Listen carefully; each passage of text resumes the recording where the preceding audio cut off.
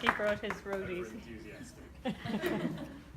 Hi, my name's Chris. I'm a software engineer at Turner and Townsend. Just a little background on me, I actually trained as a musician. I started programming probably seriously about 3 or 4 years ago, and I joined the digital team here at TNT, Turner and Townsend, nearly a year ago now, and it's been a lot of fun. So just a quick, just to see how the room is on functional programming. Who here has worked in a functional language before? Okay, good. That means I haven't pitched it too high. Cool. So just a little background on TNT, Turner and Townsend. Sorry, it's a force of habit.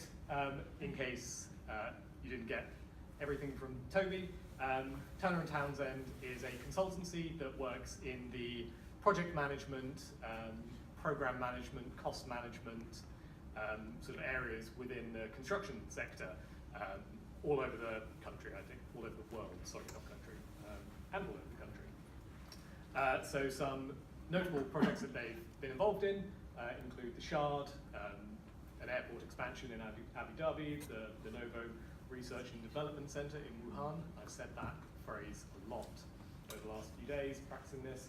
And they're also doing Heathrow. If you want a detailed explanation of what cost management, project management, or program management is, you can speak to Imogen. She's right there, and she knows all about that sort of stuff. She's available all evening. I don't know. So she's going to give a talk afterwards. Doing? So we're building web apps. So we've currently built 2 web applications. One of them is called the Market Rates application. The other one is called the Hive. I actually spoke to one of our product owners and got him to give me that sentence that describes what the Market Rates app does, because my description was bad, apparently. So it's a tool that allows cost managers, Imogen can explain what a cost manager is, and it allows them to make cost predictions about items that feed into construction.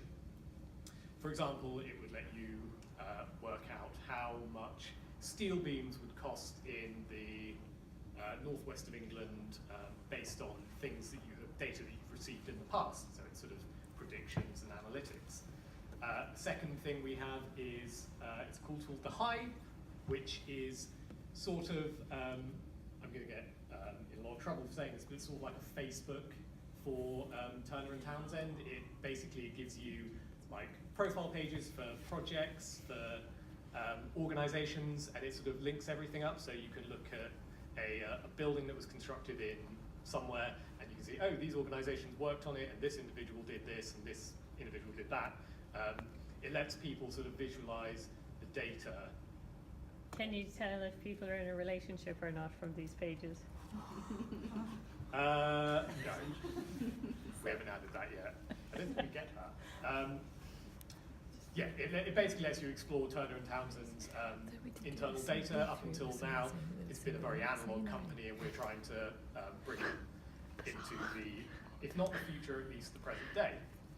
So the data pipeline, which is what I'm going to be talking about, is the thing that allows us to put the data into these applications. What we have done that's slightly different to the way you might normally write code in Python is we tried from the start to work in a very functional way when we were doing that. Anyone who knows a lot about functional programming is probably going to hate the next slide. So what's the difference between object-oriented and functional programming? So there's a few basic things. There's probably a lot more detail than this, but just for a sort of high overview, in an object-oriented language, we have the concept of an object, which is a way of grouping together data, which can also be called state, and methods that act upon that state and do things to it. Whereas in a functional language, we have pure functions, which, given an input, return an output of some kind, and immutable data structures, which don't ever really change. You can sort of change them in some languages, but they make it really difficult for you to do that. And generally, if you post on Stack Overflow, how do I mutate something in a functional language, you'll get a lot of really sarcastic answers, and then someone will tell you how to do it. Another thing in a functional language is that execution order doesn't really matter as much because all of your functions are pure. It means that you don't have to worry about one function being applied after another one because the chances of the state having changed in between sort of functions being applied or methods being called is much lower, which is a really nice thing. And finally, flow control generally happens slightly differently in a functional language. In object-oriented languages, you'll have lots of for loops, you have conditional expressions like if, else, and then, stuff like that.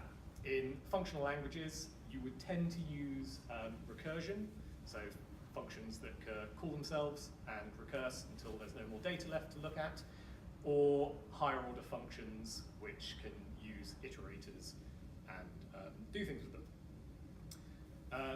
Just a quick note, it's not actually gone. Nice. Have any of you guys seen type hinting in Python that was added in 3, 5, or 6 or something like that? It's really cool. All of my examples use type hinting. It makes it really, I think, it makes it really clear what all the functions are doing, and when you combine it with things like MyPy or PyWrite, it lets you be really sure about what your functions are actually doing, and the static type checker can actually say, oh, hang on, you've used that function with a string and you're actually only supposed to use it with an int, so you're doing something wrong here. So I could probably do a talk for half an hour just about static type hints, static type checking in Python, so I'm not going to go into it too much, but on the left here we have a function that takes a number, which I've said is an integer, and returns an integer, and on the right it's the same function without any type hinting. So there are lots of ways of doing things functionally. We basically came up with one that works for us, but it's certainly not perfect. There are other ways of doing, I think, basically everything that we've done. So I'd be really interested if other people have experience of doing things in a functional way in Python. I'd love to get ideas from you about ways we can improve things. Just so you're aware, this is not the only way of doing stuff. So what are the building blocks of functional programming? One really important thing you need is you need functions to be first-class citizens. Python docs probably say an awful lot about functions being first-class citizens, but what it actually means is that Python supports us taking functions and using them as arguments to other functions. We can return them as the value from a function, and we can assign them to variables, and we can store them in data structures. We can use them in the same way as any other object. And it's a really cool thing because it gives us the flexibility to do things in a more functional way, and we don't have to necessarily go down that object-oriented route. So here's a little example. I've got a function here, add1, that takes an integer and it returns an integer. And on the second line, what I've done is I've assigned that to a variable, and then when I call that new variable with an integer, I get a number out. Simple, but it leads you on to being able to do some more interesting things. Like here, I have a function doMaths, which, given a function and a number, does that function on the number. And again, it does basically the exact same thing. But that's a really cool thing, because it's going to give us flexibility to do some really powerful things later on. And again, anyone who understands functional programming is probably going to hate my description of composition. So functional composition is a thing that you can do that basically, given two functions, you can combine them so that if you were to take the combination of the functions, you get the result as if you had applied both of them in order. So it's really not very nice to explain. Hopefully this example will explain it a little bit better. So we've got our add1 function that we've already seen, and we've got a double function which just doubles whatever you give it. And then we've got a compose function, and that returns a function that will act as if it is calling first function and then the second function on the value that you've given it. So we call that add one, extracting, transforming, and loading data into our Hive application. So we have on the left data sources such as SQL tables, CSVs, Excel files, maybe HTTP requests, loads of different things. We pull that data into staging tables, and then we perform transformations on that data to produce an HTTP request, which we then send into our application. So these pipelines are made up of sort of 7 discrete elements, really. So we have a source, as already said, something like a CSV, a data source of some kind. We have a thing that we call an ID map, and that's just our way of being able to relate an identifier from the external world that we don't really have any control over to an identifier that we do have control over, which is usually UID for us. That just gives us some security in the sense that we're not going to get collisions or anything like that. Hasn't happened yet. So we also have a staging table which will store all of our data in as raw a form as we possibly can. We sometimes have to lowercase fields just so that we get consistent identifiers, but apart from that we leave everything pretty much as it is. And then we have our transformations. We have 3 kinds of transformations at the moment. We have a change transformation. What that describes is a put request that actually creates our base entities in our Hive application. So given a row from the staging table, we call a function on it, and then what we get out at the other end is a HTTP request, which we can just send straight over the internet to our app. We also have a calculated column transformation, which does a similar sort of thing. It will create a patch request, and it pulls data from lots of related entities that we can't do in the put request because those entities may not exist yet. And then we have a relationship transformation, and what that does is it just hooks up everything to other entities. There's no reason why it couldn't live in a calculated column transformation. We just split things up to make it obvious what they were doing. And finally, we have our syncs. They are something like a SQL alchemy model, a logger, a string, if we're like doing a JSON dix that we need to send over the web. So I'm now going to attempt to do some actual coding, which will be interesting, because this is a really weird thing, and I've been caught out by the same thing. Is this going to let me quit now? Let's get out there.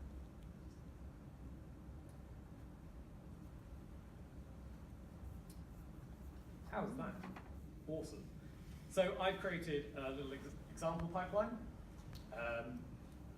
We've got our source up here, which is basically just a generator. Every time you call it, you're going to get one of these rows, and then once it gets to the end, it's going to stop. Generators are a really cool little feature if you haven't ever tried them. It's like, it's just an iterator, but it sort of remembers where you are so that you can, each time you call it, it will go to the next part of the iterator.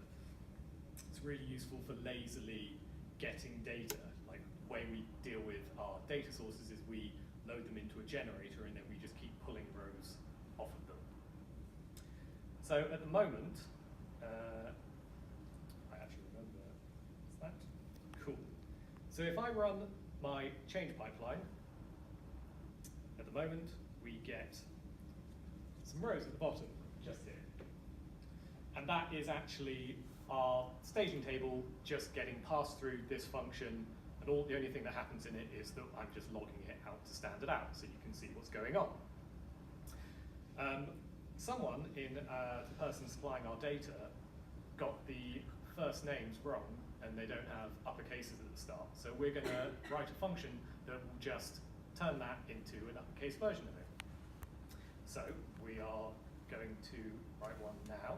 So let's call it uppercase, and that is going to take a key, because we have to know which key in the row we're actually going to be changing.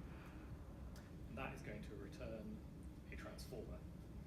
So what we do in these pipelines is we use closures a lot, and the reason for that is it allows us to bind the key that we're worried about, which in this case is going to be the name field in our row, and then we can pass that bound function with the name, with the key bound in, and use the inner function that I'm going to write in a second to actually perform the work. So we basically have just the inner function being called with the same set variable. So if I just return uppercase, then define uppercase, and this is the actual function that is going to be passed along to each row. So that's going to take a row, and it's going to return a row.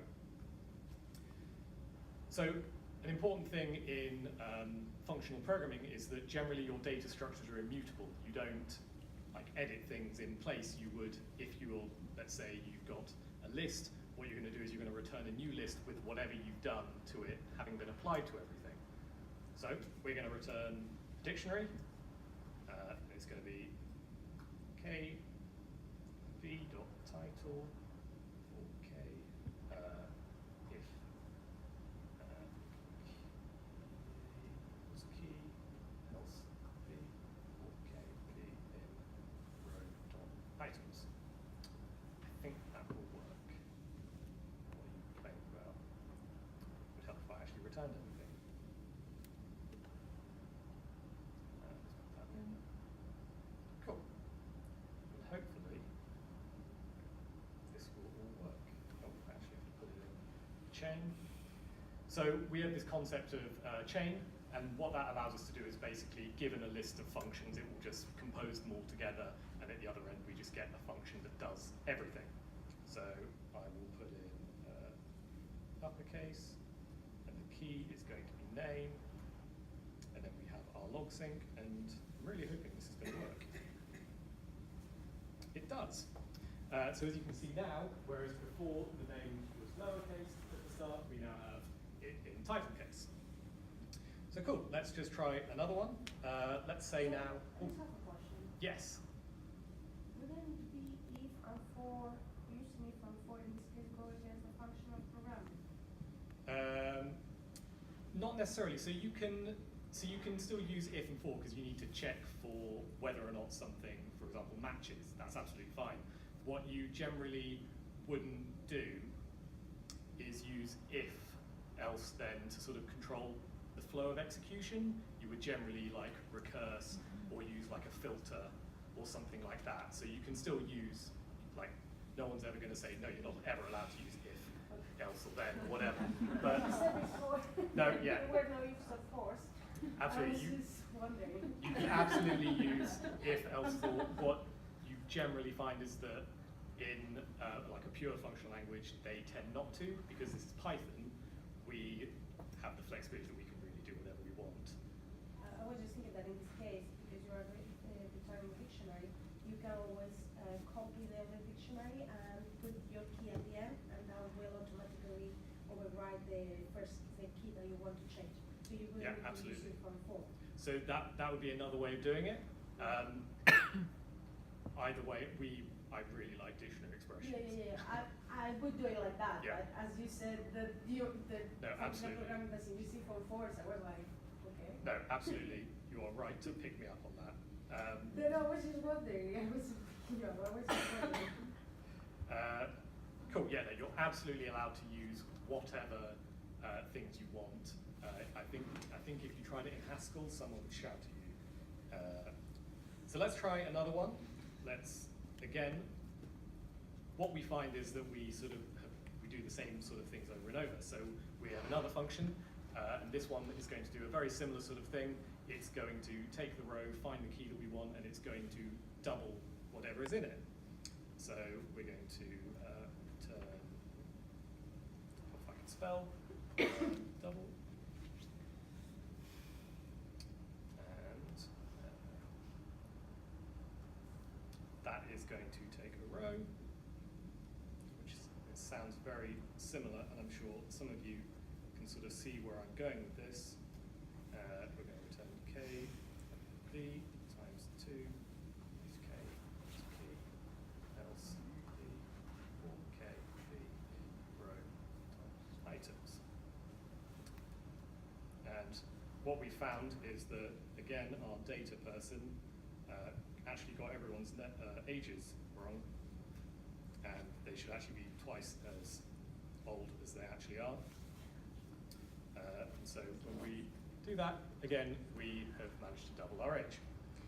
Now, we're repeating ourselves an awful lot here, and in fact, a common pattern has sort of emerged in that we've got functions that, given a sort of a key, we are doing the same sort of thing. So we're applying the function that's inside to the key in the row. So we can actually pull that out as its own higher order function. So if we call it define play func to key, which given a function which is callable and a key which is a string, that is going to return our transformer. And we're going to return, again, closure.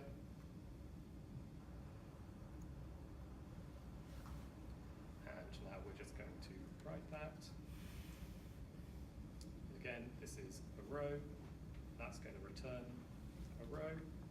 And we're going to return k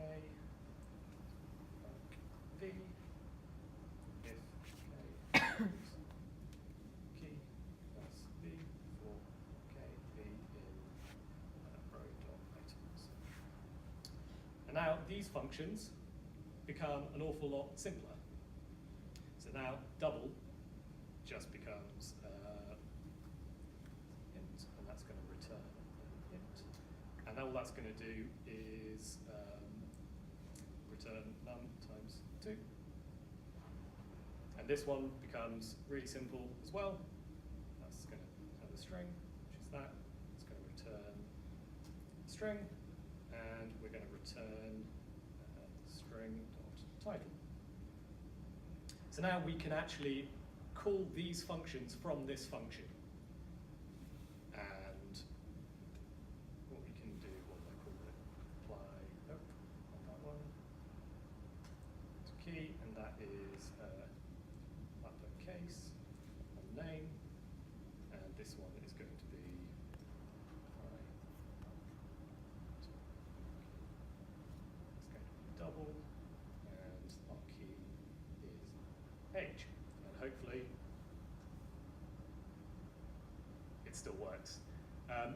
And that just shows how that you can produce these higher order functions from just like functionality that you're seeing repeated in lots of places. And the really cool thing is that we could even just write like doc tests for these, and that's going to be good enough because we've got our static type checker that is always checking whether or not we're actually using these functions in the right way. It's going to say when we're using it in the wrong, like we're passing the wrong things to it. So, there are some, oh no, why did I do that? Let me skip forward. So, there are we found some positives and we found some negatives from working in a really functional way. One of the positives is testability. Pure functions and type hinting make it really, really easy to be 100%, 99% sure that everything you're doing is going to do exactly what you think. So here we've got a function drop key, which we've already seen, and we can actually, with our linting and our doc test, we can actually be pretty confident that this is going to do exactly what we're saying it's going to do. And that means that when we're composing things together, we have a lot of confidence about things. And we can add new code, new functions that are utilizing these higher order functions, and we can be confident that the expected behavior is going to be as we expect. Another positive that we found is that we get some really nice APIs from it.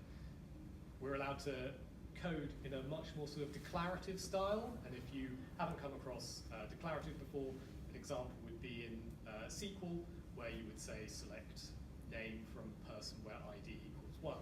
It allows you to describe the what you want from it, but not how you do it. Whereas I've got on the right here a slightly more imperative way of writing one of these pipelines.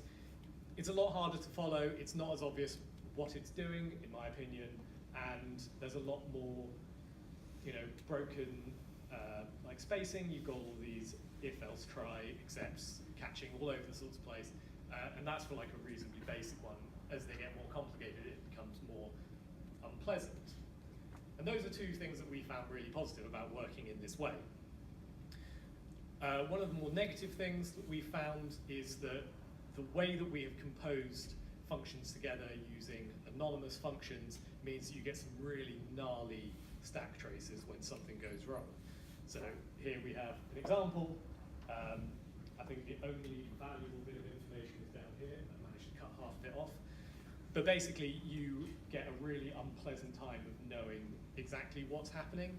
There are probably ways we could fix that. We could have composed things together in a slightly different way. We could maybe find some metadata that we can, we could create an object with a function on one side and metadata on the other. But that is one thing that has been really annoying, and we haven't really found a way to fix it. When we spoke to one of our ex-colleagues who was really big on Haskell, and we asked him how Haskell deals with stack traces, he says they don't, they're horrible. So maybe it's just endemic to functional programming. Another negative is we're using Flask SQL Alchemy to manage our database sessions and our sort of apps context.